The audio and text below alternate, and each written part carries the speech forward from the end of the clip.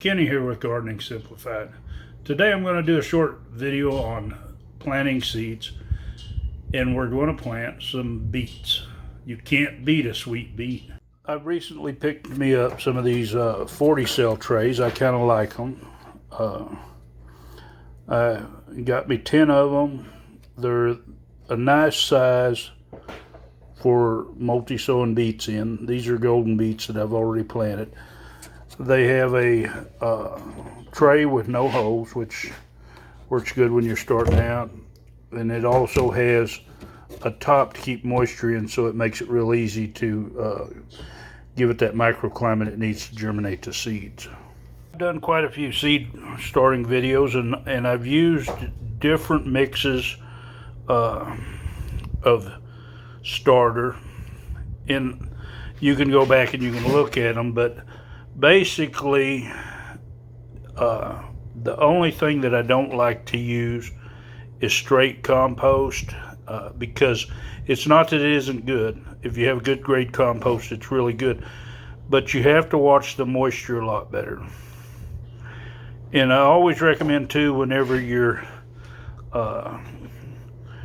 growing your seeds and starting them, I recommend watering from the bottom. Because it's a little bit more controllable on your water. And in some of my earlier ones, you'll see one way, you'll see another way, and they all work. So don't get hung up on that part. But anyway, what we're doing here, my mixture that I'm using today is roughly a 50-50 compost peat moss mixture. And the reason I do that is the compost tends to dry out a little bit quicker, so I put the peat moss in there to hold a little bit more moisture. What I do is I pack these cells where they're good and firm. I want a firm mix in here. A lot of people worry about that they pack that too tight in there and their roots aren't going to get out or something. You know, now I understand a beet or most of your vegetables isn't like a tree, but if you notice, a root is going to find its way. In fact, over time, you can see where trees have actually broken concrete. So it's not going to be any type of problem at all for it to get its roots down in this soil. And when it's packed in, you're going to have more nutrients packed in a small area there, and you're going to get a nice firm bunch of roots. Your seeds, now you can get your seeds from anywhere. The golden beet seeds that I've got are from Baker's Creek. Now I already have beets growing out in the garden, and they're doing good. They're forming nice little beets, good and healthy. And it's really early to be trying to put beets out in my area unless you're going to give them some type of cover, some row cover protection to keep them from freezing, because beets, if they're established, they can handle a freeze, but a lot of times it's going to kill off their leaves, and then they're going to have to come back. But if you keep a row cover on there, it's going to keep them warm enough that freeze isn't going to burn their leaves if they don't have a freeze and frost on them, and they'll do a whole lot better. Now, like I say, these come from Baker Creek. These seeds here are from a local feed store, and these are Detroit Darks. Now when you buy them local, like I buy these, you're limited on the different types, because most of them are going to have like maybe one variety. They don't carry a golden beet, they carry this one beet, the Detroit Dark, and so that's what I usually plant for a red beet. There are a lot of others that a lot of people rave about, and that's the only ones they grow, and there's probably some others that I'll grow in the future, but for this year, this is what I'm going to grow. Now what I'm trying to do is start these so that they'll get a good hold, and then I'll put them out and put some ground cover over them so that they'll start coming on as my other crop basically fades out. Now these will be multi-sown, and what I'm going to do is put 4 seeds to each one of these cells. And after I pack this down, I just push my finger in, put me about a 1/2 inch dimple, and then I'll put these seeds in.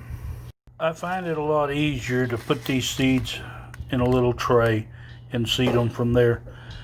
And a lot of times I'll put a few in my hand and then I'll just pick out 4. Now, I do sell produce at the farmer's market, but I'm not particularly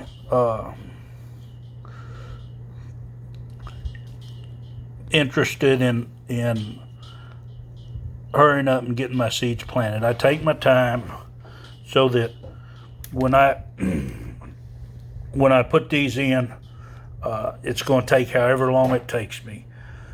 A lot of people want to rush up, or maybe you've got a bigger bunch of crops, but most people that watch my channel are not large-scale farmers that need to worry about getting in a hurry. You want a good stand of whatever you're growing, and so take your time to put your seed in. Don't get in no rush, and take your time to watch them. I've lost more plants from planting too many things, making too many plans, and distracting me from watching my transplants and keeping them watered, making sure when they start growing, if either I get them out to the greenhouse or put them under the grow light.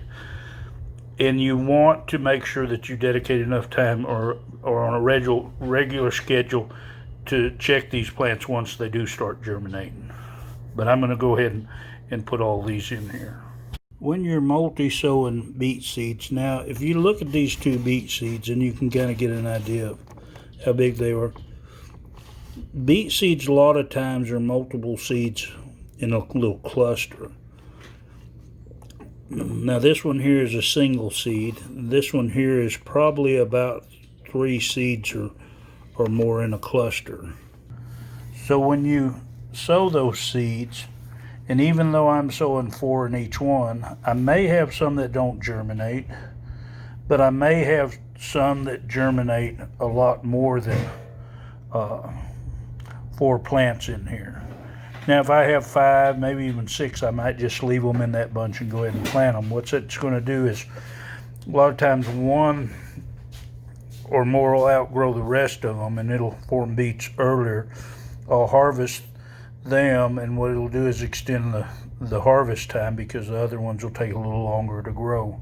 So that gives me a longer harvest on them. Now, if you're wanting them all at one time, you might want to sow your seeds differently, or either pull them out so you only have 1 in a tray. And if that's the case, I wouldn't plant as many seeds. I would probably just plant a couple and then thin them out. Now, if you're growing a storage beet, normally they'll grow better when they're singles, because you want a good large beet for your storage beets. Now, you wouldn't plant them in the springtime, because normally if you're going to store something, you'd store it over through the winter, so you have that later. But as far as for me, if I store any of these, they'll be processed and put in canning jars or something. So that's not going to be the case. And like I say, a lot of these will go to the farmer's market. But anyway, once you get them in there and they're planted, just take and put some soil over the top of these seeds, or your starter mix, whatever you're using for starter mix.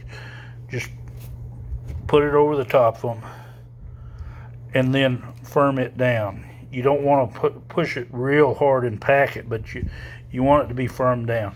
Now, before I put this on, I actually make sure that my seeds are pushed into the soil so they're solid against the bottom part. And then what we're doing whenever we firm this up, we're pushing the soil to make good contact to this side. That way your seed is in a good moist environment. There's not a lot of air around it, so it'll make it to where it's easier to or more likely to germinate quickly. If you don't have an even amount of moisture when you're germinating, a lot of times you get real uneven germination. But anyway, this what we'll do. Make sure you pick out any sticks, because a lot of times that causes a problem with this process, because once I once I firm these up and I get them to where they're kind of set into place, and like I say, just go down and pat them lightly with your hand. We don't want to create a hard surface for them to come out. We want them to be able to come out as fast as we can. We do want a firm surface for the roots to go in. Now what you can take is a stick, and I just have this piece of bamboo I use. And if you take this down, and while you're doing this, I kind of use like a sawing motion, because if you just pull straight, it tends to not do as well. But we'll just take this down. We'll take this extra soil or the starter mix off of the top, and then we'll carry these on over and water them. One thing I didn't stress when I started this video is make sure that your starter mix is pre-moistened. Now, some people will tell you don't worry about it, that when you set this in the water it'll soak it up, but I'm going to tell you that's not a fact. If your starter mix has gotten extremely dry, it will not draw the moisture up into it. And so what you end up with is a plant that's not getting water. You can water on top, and whenever you water on top, you'll notice it beads up, and it'll sit there for a long time because it won't absorb. So always take and pre-moisten it. All you're going to have to do is put it in a container, put some water in it, stir it around with your hand, and you'll notice when it gets moistened. You don't want it soaking wet where it's dripping water out of it, but you do want it nice and moist when you start. Also, I hear a lot of complaints from people. They say, what kind of marker do you get to mark your labels? Mine always end up fading out. And I'm going to tell you right now, I'd say use a Sharpie, but use a Sharpie Extreme. The Sharpie Extreme is fade resistant, and your mark will stay there. They do have some others. I know whenever I bought labels that there was a marker that come with them that stayed there too, but I couldn't tell what brand it was. It was just something made in China. So if you get the Sharpie Extreme, it's fade resistance, and it'll do a good job of marking your tags. Now what we're doing here, I've got about a ½ inch of water in this pan. I'm going to set these in here. I'm going to leave them in there about 10 or 15 minutes to allow them to soak up water. Now if you're using a moist mixture that's not as moist as mine, you might notice after it sets there, you'll notice the top just start getting a little bit darker. That's when you know it's soaked up enough water. But if you leave it in there about 15 minutes and then take it out and drain off the extra water and then put your cover on, and your seeds are ready to go. All you got to do is wait for them. You don't need to water them again or anything until they germinate. I hope this is helpful to you. I hope that it encourages you to start growing some of your own plants. Don't get impatient. Some seeds take a long time to germinate. And if you like it, share it, hit that thumbs up. And if you want to see more of mine, just hit that subscribe and that bell button, and you'll be notified every time I put out a new video.